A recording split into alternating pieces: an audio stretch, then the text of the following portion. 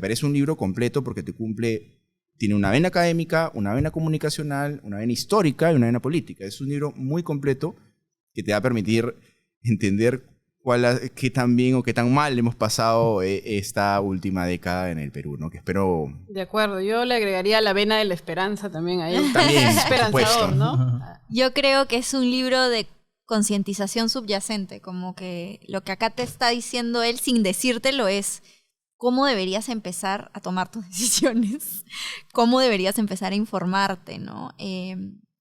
Creo que es importante para que muchas personas que no entienden el entorno económico, o sea, yo misma, yo no soy economista, yo no soy financiera y la verdad es que no se me ha hecho difícil leer este libro y yo lo compartiría con muchas personas como yo que no son de estos entornos y que también quieren ser parte de las buenas decisiones que se pueden tomar, ¿no?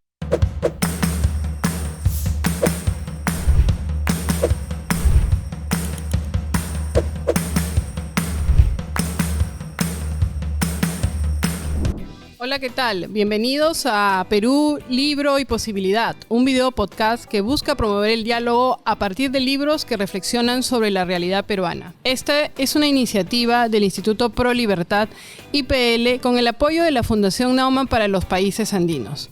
Soy Yesenia Álvarez y me acompaña Diego Ato. Bienvenido, Diego, un gusto estar aquí siempre contigo. Hola Yesenia, es un gusto para mí también estar aquí en este proyecto que, como tú mencionas, busca el intercambio de ideas y reflexionar a partir de libros que nos pueden dar un análisis sobre el Perú, ¿no? Nosotros buscamos el diálogo, promover el diálogo sobre cómo buscar un mejor país y en el que no necesariamente tengamos que siempre coincidir, podamos tener discrepancias en este contexto que ahora se ha vuelto tan polarizado.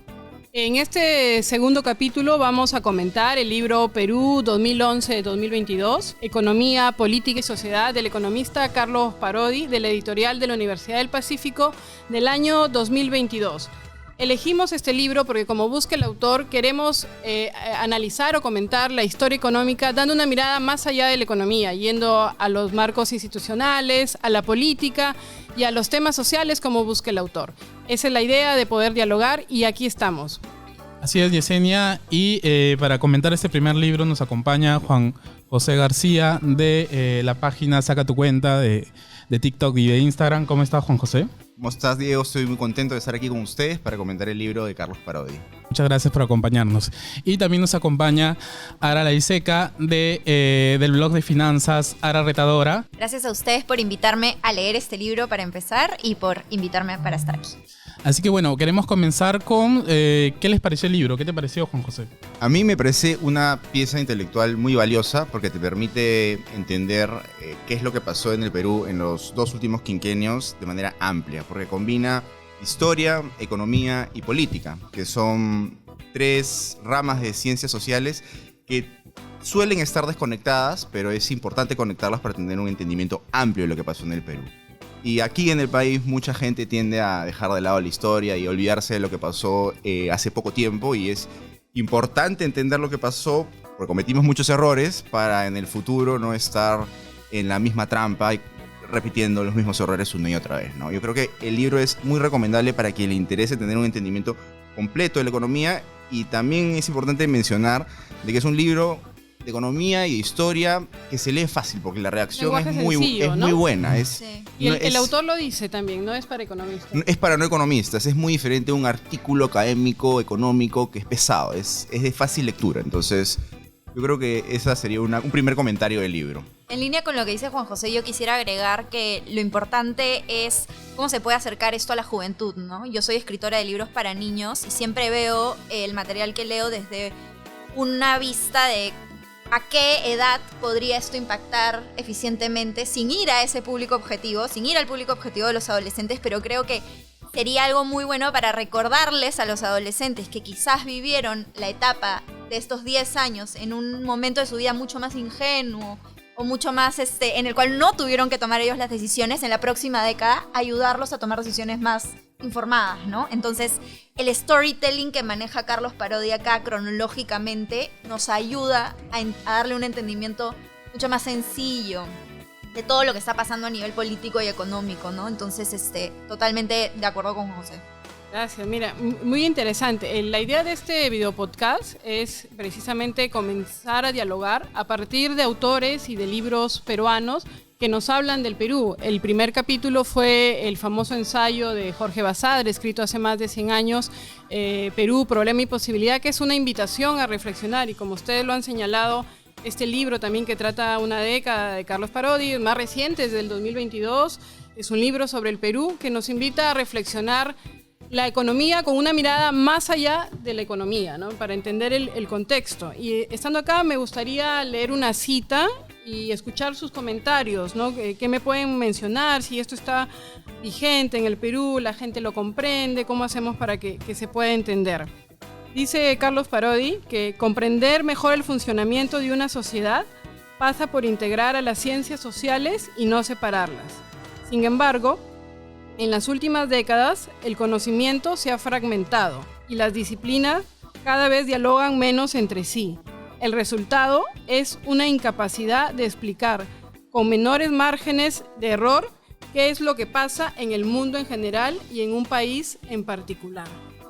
¿Está desconectada la economía de las demás ciencias sociales? No es lo único desconectado, ¿no? Yo creo que en general en este país estamos muy desconectados en la toma de decisiones en general, que también se menciona más adelante en el libro el tema de los partidos políticos inexistentes, el tema de las ideologías, ¿no? Entonces al final no ayuda a construir esta fragmentación, ¿no? Aquí lo dice desde el punto de vista de juntar la economía, que yo hasta metería antropología ahí, porque el estudio del ser humano es vital para poder comprender sus decisiones.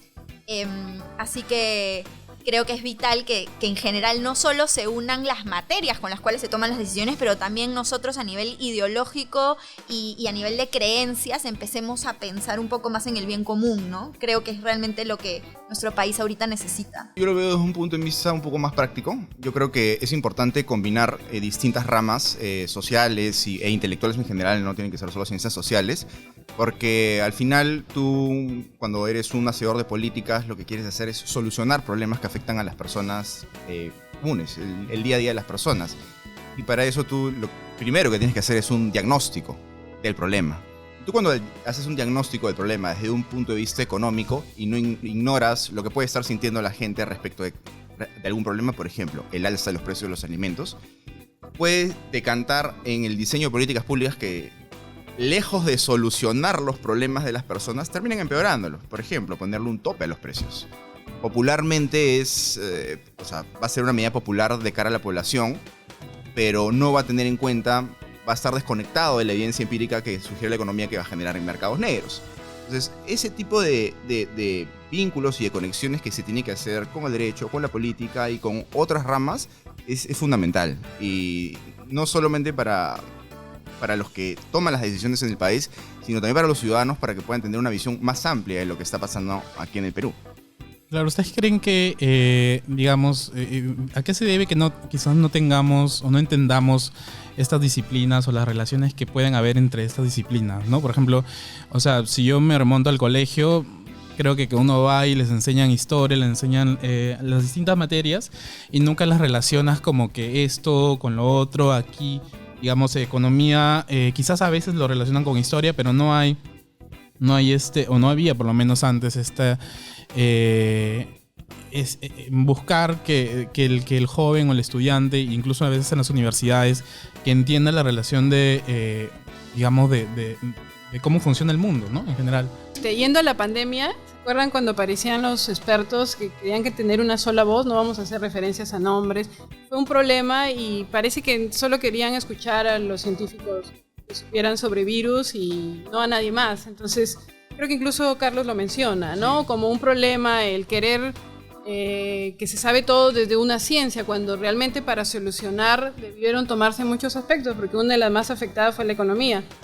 Luego nos vamos a meter más en ese tema más adelante, pero ahí está un ejemplo de cómo no se integraron las ciencias sociales para o las disciplinas para solucionar un problema, ¿no?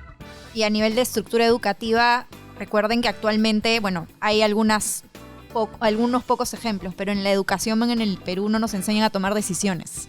nos enseñan materias por separado. Entonces no estamos saliendo de la escuela o de la universidad con un criterio de toma de decisión integral, ni para la vida, ni en el trabajo, ni en las empresas.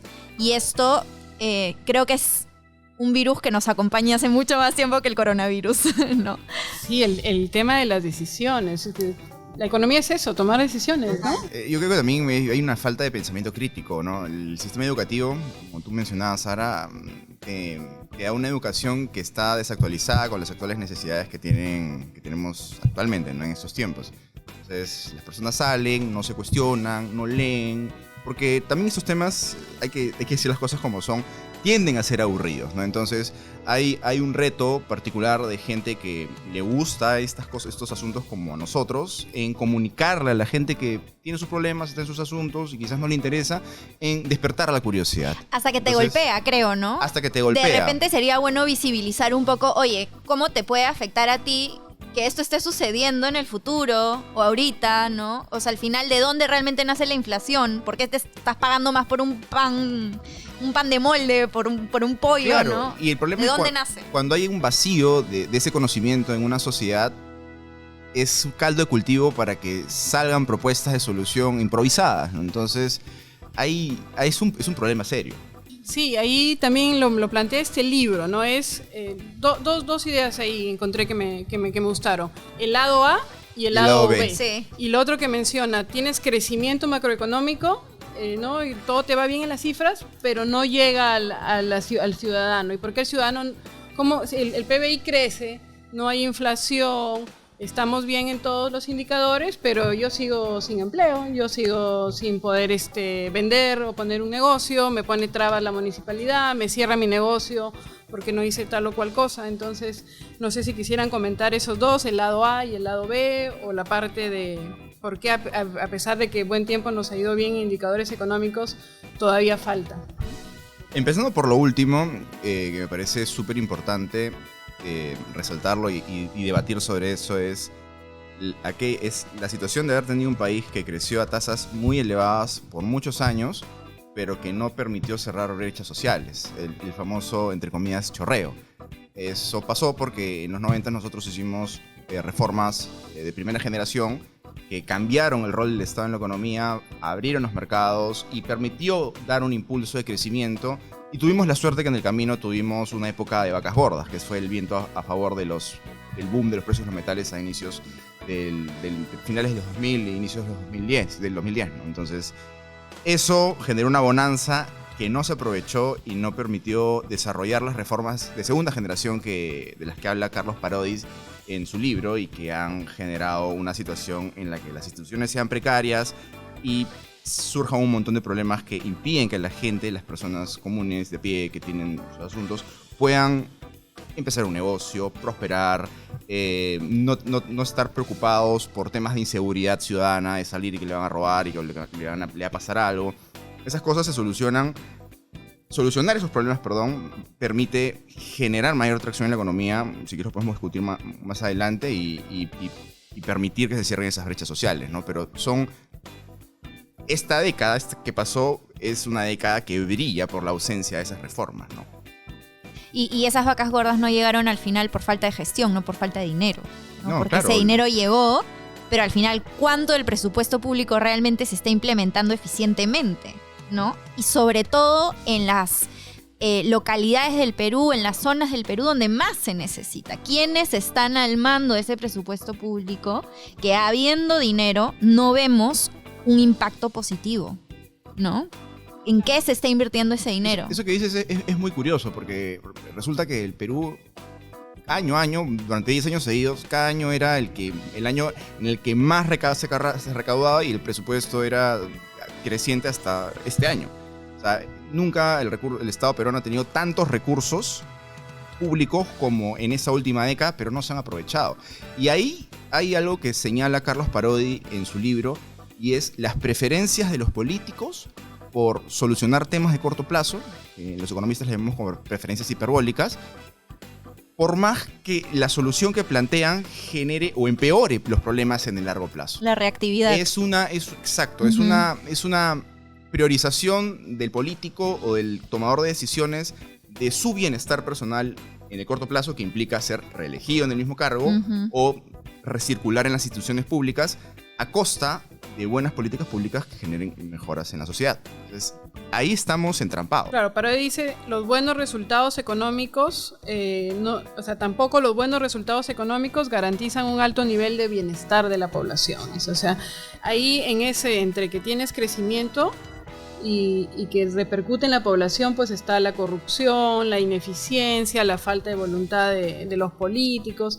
Hay muchas reformas que faltan en el medio para que esto llegue directamente a la población. Y una población más preparada para recibir estos recursos y usarlos de manera adecuada, ¿no? También, o sea, y yo insisto ahí en el trabajo que nos queda por hacer en educación y en cada rincón del país. Entonces, al final, si nosotros preparamos mejor a nuestros peruanos para que gestionen mejor un presupuesto, para que entiendan los beneficios de la formalidad, ¿no? Y porque van a confiar en que realmente esa formalidad va a ser bien utilizada, ¿no? Algo me impresionó un montón en el libro, este indicador que creo que es del 2018, que el 40% del gasto público fue corrupción, ¿no? O sea, fue para la corrupción. Yo digo, ¿cuánto se puede hacer con el 40% del gasto público? Es una locura. Entonces, con justa razón, nadie quiere pagar impuestos. Y eso es lo que, digamos, más o menos se ve, porque la corrupción son cosas que se hacen precisamente para que no se vean, ¿no? O sea, la gente, lo que más o menos puedes calcular, ¿no?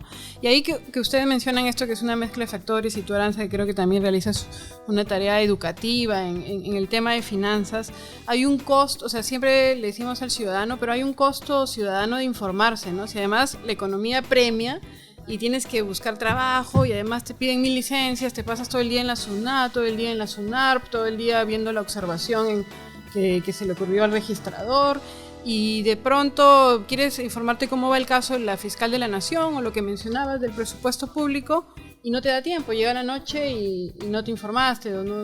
¿Cómo hacemos? ¿Por qué es tan alto informarse en el Perú para los ciudadanos? O sea, me parece que también es una valla muy alta de informar. O sea, todo el mundo dice, hay que informarse, ¿no? Pero también creo que debemos empezar en esa tarea educativa desde chicos, desde jóvenes, ¿no? Creo que el costo de informarse de lo que pasa en el país para una parte de la población es elevado. Sobre todo en estos últimos años.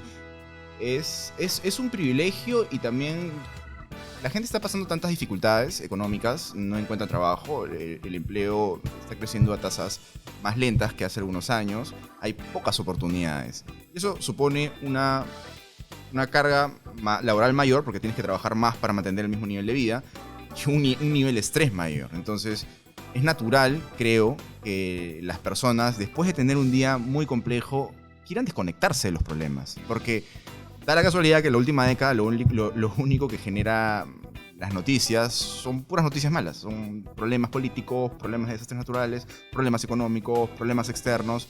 Yo creo que ahí hay una resistencia de las personas ajenas a estos temas para poder informarse, ¿no? Entonces, yo creo que ahí entra el rol de gente que pueda contar estos hechos, estos eventos de una manera un poco más digerible, ¿no? Yo creo que va por ahí. Y hay una contraparte que tiene acceso a mucha información, sin embargo, no le da la gana, ¿no? Entonces ahí también hay un gran trabajo por hacer con la concientización de que las nuevas generaciones, o inclusive las generaciones que están tomando decisiones ahorita, se informen más y, por ejemplo, dejen de elegir al presidente porque el papá, la mamá y el abuelo están eligiendo al mismo, ¿no? Y que empiecen a cuestionarse un poquito más. A ver, estás pagando más por ir al cine cada fin de semana. ¿Por qué crees que está pasando eso? Cuestiona cada una de tus decisiones, ¿no? Y de hecho, esto es un poco lo que habla la ciencia de las finanzas personales. Y cada vez me hace más sentido que cada persona que quiera mejorar la gestión de su dinero tiene que saber de economía y tiene que saber del contexto macro de su país y por lo menos de Sudamérica, ¿no? Por lo menos de su continente, para que entienda cómo va a ser la fluctuación futura de su dinero para tomar mejores decisiones también. Entonces, hay una parte de la población, como tú dices, Juan José, que tiene un costo muy alto, tanto de tiempo como de dinero, para poder informarse, y hay otra parte de la población que realmente necesita entender la urgencia de que empiece a hacerlo. Claro, porque después viene a decir, no, el que no funciona es el modelo, ¿no? Y se lo creen, ¿no? Eso también, ¿no? Digamos, y tiran comienza la toalla, a desinformarse. ¿no? Es que vivimos en el mundo de la posverdad, ¿no? Como muy fácil instalar ideas que no se basan en datos ni en evidencia, pero que son ideas que finalmente generan cambios sociales importantes, ¿no?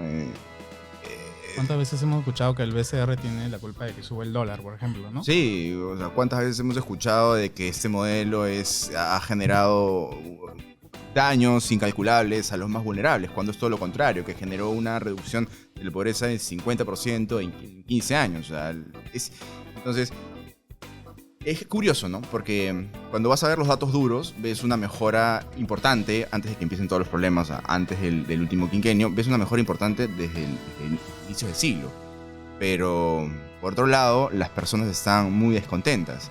Y ahí hay una mezcla de factores que, además de la brecha que no se han cerrado, es un grupo de gente que también te defiende y te promueve ciertas ideas que tienden a ser más mitos, que generan un caldo cultivo y tienen a la población encrispada y descontenta y finalmente... Y es un círculo vicioso, ¿no? Aranza nos podrá decir si hay esperanza en la educación financiera, se vuelve algo popular, que la gente lo pueda comprender. Yo creo que sí, he visto cómo ha estado creciendo en los últimos años y cómo sobre todo el interés incrementa, y creo que definitivamente hay una esperanza.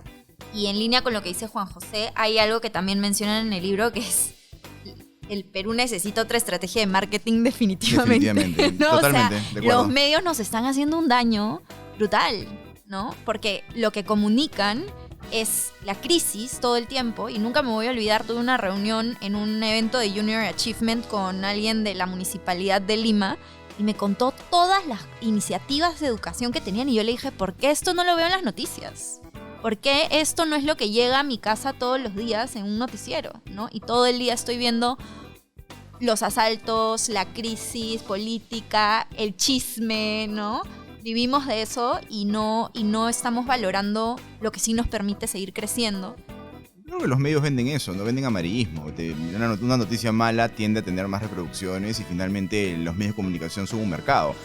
Buscan maximizar sus utilidades, sus beneficios y están en función a la audiencia. Y lamentablemente ese tipo de noticias venden más. Pero... Claro, y la gente también lo consume, ¿no? Porque si pusiéramos cosas positivas, casi... Sí, exacto. Y no hay una audiencia. falta de oferta de otro tipo de información, ¿no? Y hay gente que no consume y solo se informa por YouTube, a veces también por cuentas que son como muy desinformativas, ¿no? Y que también crean muchos mitos y sesgos. Y es válido porque tú dices es un negocio, pero también como negocio tienen que tener ética, ¿no? Y saber llegar a un punto en el que digan, oye, ya mi gestión está perjudicando decisiones del país, ¿no? Como que hasta qué punto voy a seguir con esta manera de generar contenido que solamente negativice la imagen mundial del Perú. Bueno, Juan José, tú comentaste justamente sobre la precariedad institucional y para tratar un poco más de este tema, ¿no? Bueno, y para explicar también las instituciones, se entienden como las normas de juego, ¿no? Que tiene un país, como es la Constitución, como puede ser la Constitución, pero también otras normas que pueden ser más informales, ¿no? Como las costumbres, quizás. Y también las organizaciones o instituciones propiamente, como quizás el peruano de a pie lo entiende, ¿no? Como el Congreso, como las distintas instituciones públicas, la Defensoría del Pueblo. ¿Cómo crees que estas instituciones, o sea, influyen en la economía, ¿no? Porque hablamos de que la precariedad institucional justamente tiene un efecto directo o un efecto en la economía. A ver, yo creo que de dos maneras, ¿ya? En primer lugar, las instituciones que tenemos aquí deberían ser previsibles en el tiempo, pero no lo son. Por ejemplo, el tema de la Constitución que quisieron cambiar, o algunas leyes que quieren cambiar que han venido funcionando bien. Esto es como que tengas, para hacer una analogía, estés jugando un partido de fútbol, tengas dos equipos, pero de pronto de un tiempo a otro ya no son 15 jugadores, ahora puedes agarrar la pelota con la mano y meterla, y el planteamiento del partido que tenías en un inicio ya no te sirve para el segundo tiempo. Entonces, en un contexto en el que las leyes y las reglas cambian con facilidad, es imposible proyectarse a largo plazo para, por ejemplo, desarrollar un proyecto de inversión. Entonces, ese problema que tenemos en el Perú de querer cambiar cada cierto tiempo las cosas que funcionan, es un problema que agrava la precariedad de las instituciones que tenemos, porque no te permite mejorar. O sea, si cada tiempo tienes que replantearlo, no puedes mejorar sobre lo que ya tienes. Y en segundo lugar, tenemos que empezar a separar aquellas instituciones que funcionan bien con aquellas que no funcionan bien. Por ejemplo, la regulación laboral, que desde mi punto de vista, y también como comenta Jaramillo, es el principal problema y el principal limitante para incorporar a aquellos peruanos que se desarrollan en el sector informal en el sector formal, entiéndase por trabajos que tienen pues los beneficios de ley, ¿no? Entonces, tener previsibilidad institucional en el tiempo y desarrollar instituciones y normas y leyes que funcionen bien, yo creo que son dos puntos débiles del Perú. Sí, yo estoy de acuerdo. Y eso se vincula con lo que él también menciona al hablar sobre este tema de precariedad institucional que viene a afectar el crecimiento para que repercuta en el ciudadano. Habla también del capital social, ¿no? Le llama la confianza en esas instituciones, que está bien venida menos. En muchos reportes no confiamos. Es bajísima. Somos los últimos, somos penúltimos. El país... ¿no? El país que está más descontento con la democracia no me acuerdo cuál. Que no creemos que en no la creemos democracia. en el peor todavía. Sí, El no, soporte. Para nosotros eso no existe acá. Sí. O sea, está el soporte y la satisfacción. El soporte está en el promedio, tampoco es que estemos bien. Y ahora que funcione, que resuelva los problemas del día a día, ahí sí somos, creo, los últimos. ¿Quién confía en el Poder Judicial? ¿Quién confía en la idoneidad y honestidad de los políticos o los congresistas? Creo que muy pocos, ¿no? Sí, realmente. Y eso erosiona cualquier estrategia económica, cualquier política pública. Erosiona la misma democracia, creo yo, ¿no? Entonces, y la convivencia, ¿no? Porque si un ciudadano cree que las leyes están ahí de adorno, no las van a respetar. Entonces es un comportamiento colectivo que te retroalimenta el problema, ¿no? Continuando con la analogía, en verdad el país tiene que ser como la empresa más importante, ¿no? Y si no hay una credibilidad y confianza en los gerentes de primera línea, en el gerente general, los profesionales de primer nivel no van a querer trabajar en esa empresa. 2, los colaboradores van a vivir del radiopasillo, del chisme y nunca se van a entender realmente de sus beneficios, de las decisiones que tienen que tomar para que la estrategia sea contundente para la empresa, ¿no? Entonces, en general, toda esa desconfianza crea hacia abajo como un dominó de mala toma de decisiones, ¿no? De ignorancia, de interpretaciones culturales, ¿no? Que no nos ayudan para continuar reforzando a futuro el país y que tampoco ayuda a darle la bienvenida a la inversión privada de afuera, ¿no? Que no le ayuda a las empresas grandes, como conversábamos ahora mientras estábamos en el break.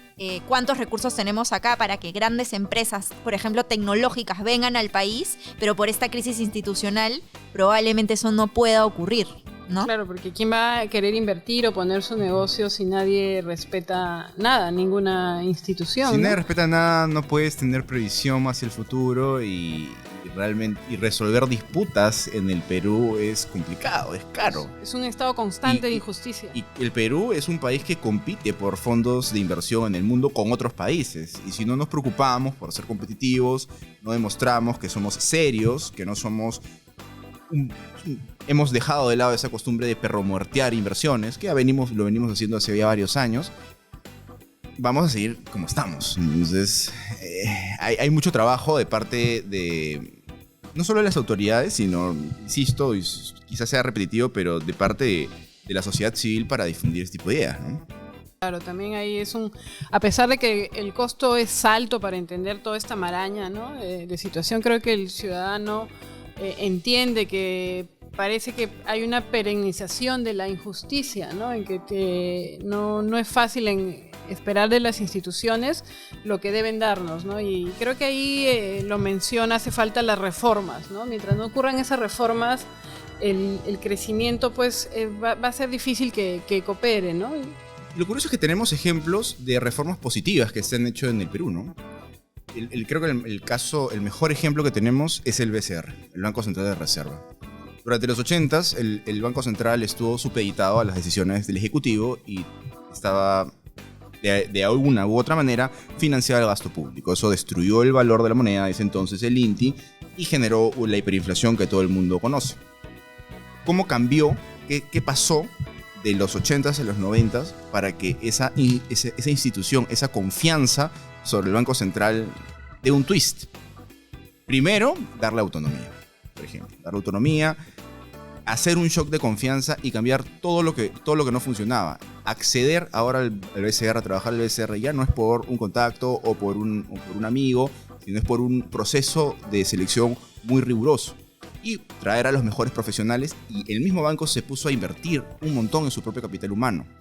Después de 10 años, después de todos los 90s, de que estabilizamos la economía, el Banco Central ha sido un oasis en el Perú.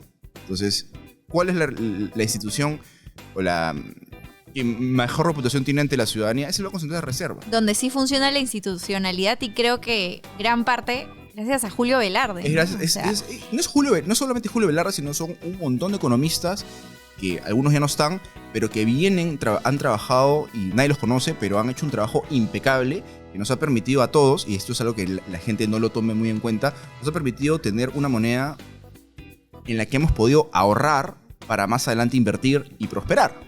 Que ese es uno de los principios, digamos, de la economía, Es ¿no? fundamental. Ahorrar en determinados momentos de crecimiento para las épocas de vacas flacas, digamos. Pero lo interesante de esta historia es cómo el BCR, de tener la peor reputación en los 80, pasó a ser el sinónimo de la excelencia en el sector público. Ese ejemplo, ese caso de estudio, yo creo que tendría que replicarse en otras instituciones. Así es. Y su tarea la tiene muy clara, ¿no? Y la meta también, ¿no? O sea, es claro, no entra en tintes políticos, su tarea es mantener la estabilidad de precios, tener su meta de inflación, y todo lo demás es referencial, ¿no? Se centra en un solo objetivo y lo cumplen. continuando con el crecimiento, ¿no? El autor también se plantea esta importancia de crecer y que deben haber todas estas reformas, debe haber confianza, debe haber institucionalidad, debe haber considerar el contexto político. ¿Hasta dónde crecer? Él lo responde ahí. ¿Tanto? ¿Cuánto? ¿Qué opinan ustedes? Bueno, definitivamente no puedes crecer hacia el infinito porque generarías... Gracias. ¿Cuál es el problema de crecer hasta el infinito? Hacia el infinito, que tienes una capacidad instalada de recursos, que si le excedes tendrías que crecer en base a endeudamiento versus otros recursos, y eso generaría un aumento de la demanda desproporcionada que no vendría acompañado de un aumento de la oferta, y te generaría pues problemas como la inflación. Sobrecalentarías la economía. Tienes que crecer cerca de tu potencial, o idealmente en tu potencial, que es aquel crecimiento que te mantiene el desempleo en su tasa natural y no te genera ningún desequilibrio. Yo creo que tenemos un problema con el crecimiento potencial de la economía porque se ha venido diluyendo, ¿no? Y si creces, y si tienes el potencial de crecimiento pequeño, si nuestro potencial es de 2, crecer a 3% ya te podría generar problemas, ¿no? Entonces, es un problema. Claro, porque también el otro lado, ¿no? Entonces necesitas crecer para que le llegue a todos los ciudadanos o a grandes mayorías, ¿no? Porque ese es el objetivo de las estrategias económicas, como dice Carlos Parodi, que repercute en el bienestar de los ciudadanos.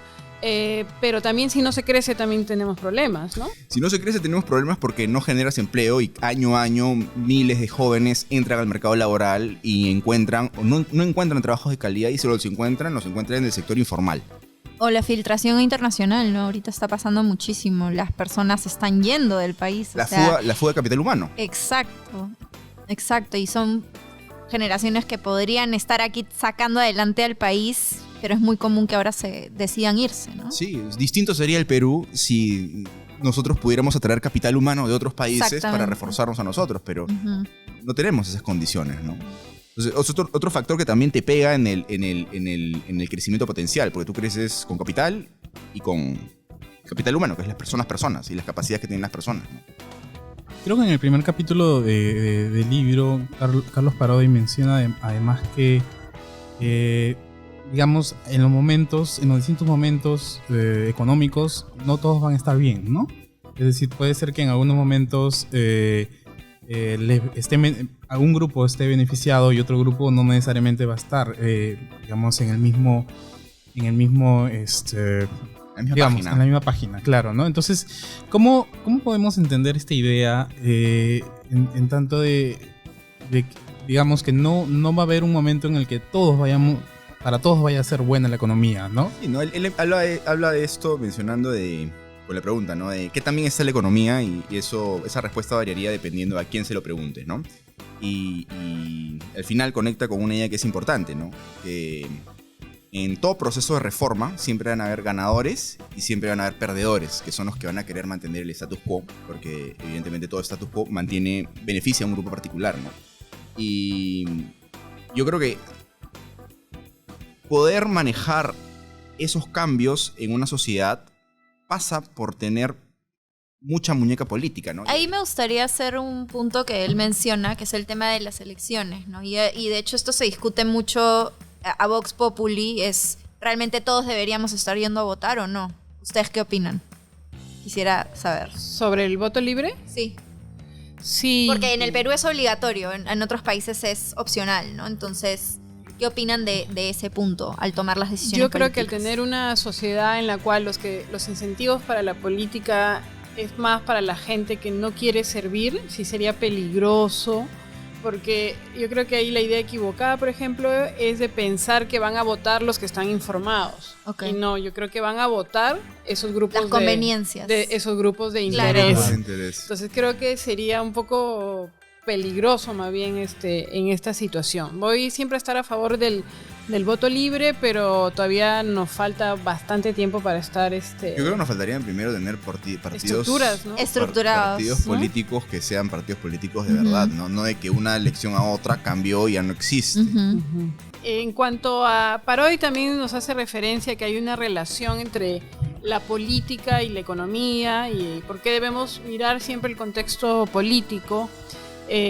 Lo sufrimos y lo vivimos en la pandemia, en que, no sé si ustedes se acuerdan, la gente nos decía, primero la salud, luego la economía. Entonces a mí me parecía, ay, pero si están vinculadas, en el día a día están relacionadas, además viendo como si la economía, que él empieza diciendo, tiene que ver con la acción humana, tiene que ver con los seres humanos, pero eso es una ciencia social, era desconectada, como si no fuera una actividad humana, ¿no? Puede hacer referencia de repente a lo que Juan José mencionó al inicio de esa visión a corto plazo, ¿no? Y que se contagia con la población, o sea, ese solo mirar cómo solucionas el hoy sin ver la repercusión en el mañana y al final tu salud económica en el mañana, ¿no? Porque quizás hoy día vas a estar muy bien, metido en tu casa y todo lo que quieras, pero en el futuro, ¿a qué sistema económico te vas a enfrentar cuando te toque salir de la casa, ¿no?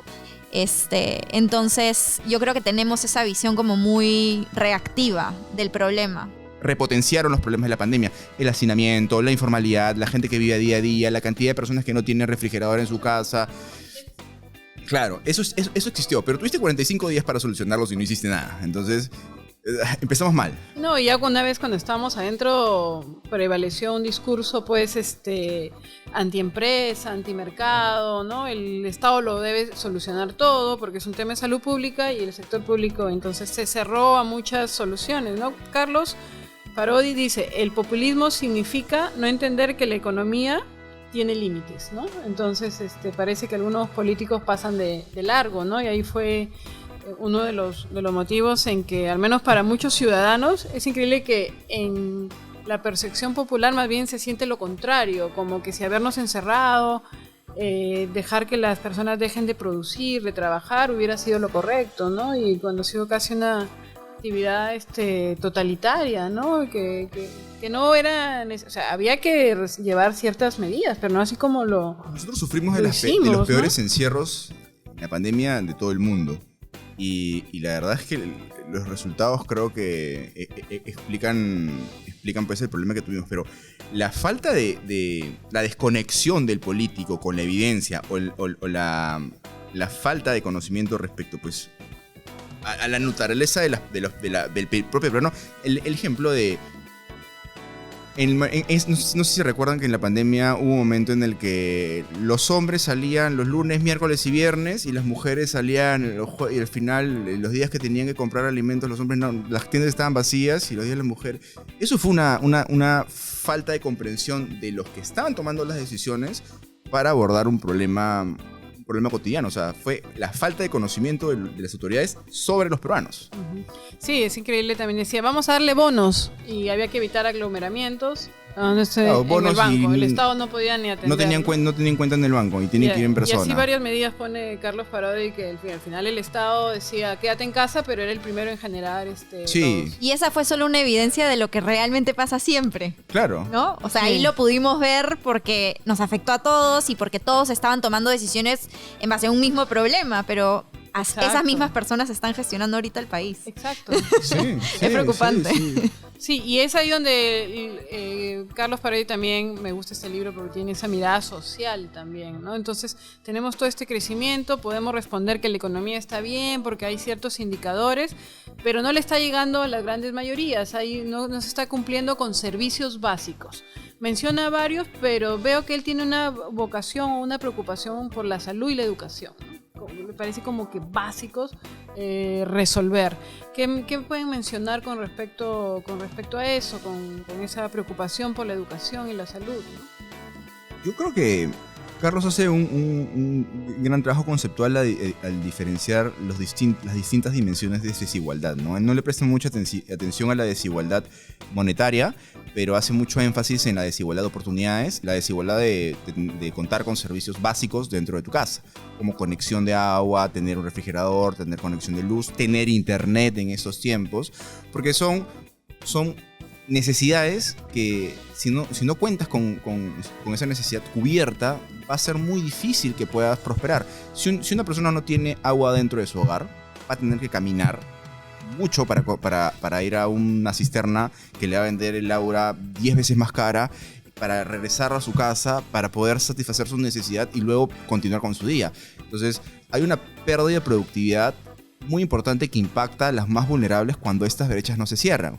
Y no se cierran porque las políticas públicas que tenemos son deficientes, porque la gente que la maneja está donde no debe estar. El mejor ejemplo creo que es Ceapal, ¿no? En el que es una empresa pública ineficiente, en el que los puestos son hereditarios entre los trabajadores y que pues está sobreendeudada y que no puede cerrar las brechas de saneamiento en Lima, porque Ceapal es Lima, tiene 52 EPS en el Perú. Claro, y también es difícil, a veces se van contra el modelo, pero la data es clara que es la corrupción y la ineficiencia, ¿no? Y ahorita un poco haciendo un vínculo entre todo lo que han mencionado, hago un poco referencia a lo que decías de cómo nosotros percibimos las decisiones que ellos van tomando, ¿no? En el corto plazo y a qué realmente apoyamos. Y creo que nosotros mismos hay muchas cosas que quizás cada uno la interpreta de distinta manera o tiene una percepción distinta, y creo que eso es lo que está pasando en el país, es una falta de claridad inmensa, y ahí un poco recalco lo que menciona Carlos Parodi de la necesidad del marketing y también un dirigente que sea capaz de comunicarle asertivamente a las personas las decisiones que toman, no seguir lo que la población quiere que hagas, pero explicar por qué la decisión que tú estás tomando realmente es para el bien común a largo plazo para el país, ¿no? Y ser más empáticos, como lo es este libro. Este libro yo considero que es empático, que nos permite que más personas entiendan cómo funcionan las políticas económicas aquí. Eso que dices de la empatía a mí me parece medular en esos asuntos.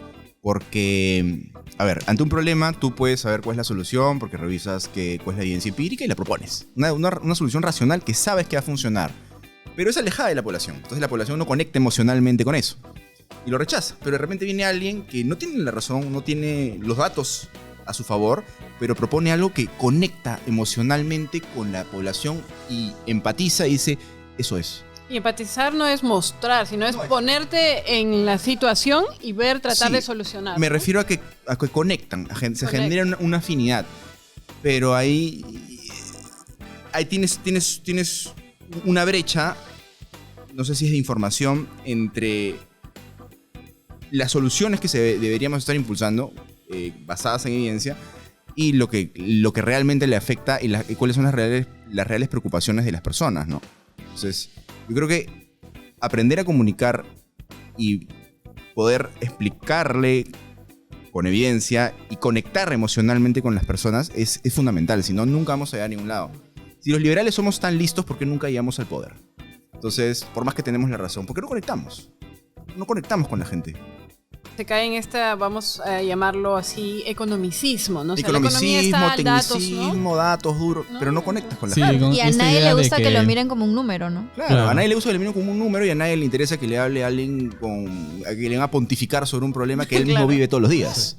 Y con esta idea de que el dato mata relato. Bueno, qué gusto estar acá con ustedes conversando estos temas.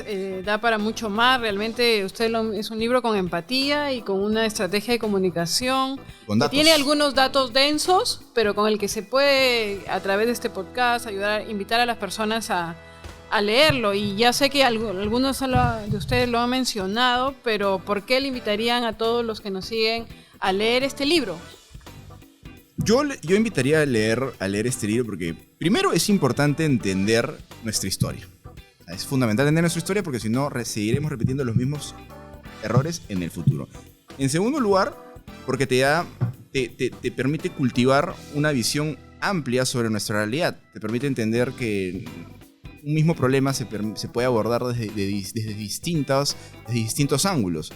Es fácil de digerir el libro y también te enseña cómo analizar la coyuntura de un país, para los que estén más interesados en temas económicos, con una batería de datos y de variables que puedes medir, ¿no? O sea, me parece un libro completo porque tiene una vena académica, una vena comunicacional, una vena histórica y una vena política. Es un libro muy completo que te va a permitir entender qué tan bien o qué tan mal hemos pasado esta última década en el Perú, ¿no? Que espero... De acuerdo, yo le agregaría la vena de la esperanza también ahí. También, por Esperanzador, supuesto. ¿no? Yo creo que es un libro de concientización subyacente, como que lo que acá te está diciendo él sin decírtelo es cómo deberías empezar a tomar tus decisiones, cómo deberías empezar a informarte, ¿no?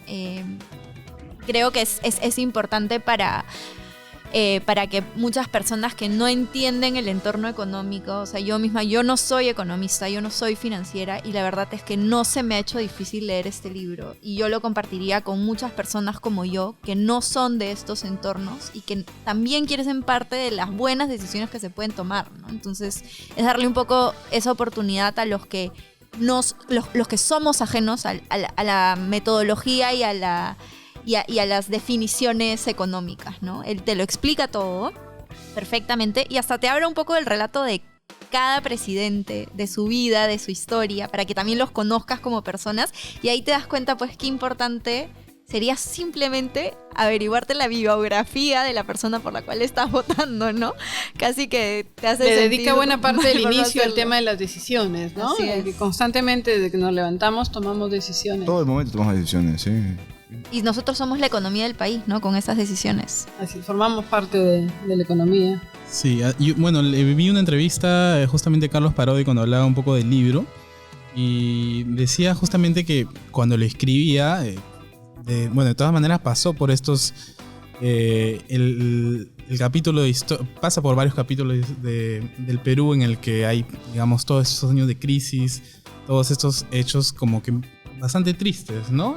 Pero igual su idea final era justamente ver como el Perú también como una posibilidad, ¿no? Que coincide con el libro del primer capítulo que comentamos, ¿no? Y el nombre del podcast. Y que inspira el podcast, ¿no? Sí, que esa es la idea, empezar a conversar y a dialogar en un país cada vez más polarizado. Aquí hemos podido tener algunas discrepancias, pero de eso se trata, de invitar a dialogar. Gracias por acompañarnos en este segundo capítulo. Los invitamos también a sugerirnos libros. Recuerden que comentamos libros que nos invitan a reflexionar sobre la realidad peruana, desde cualquier disciplina. Muchísimas gracias por acompañarnos. Gracias Juan José, gracias Arantxa, gracias Diego. Hasta una próxima oportunidad.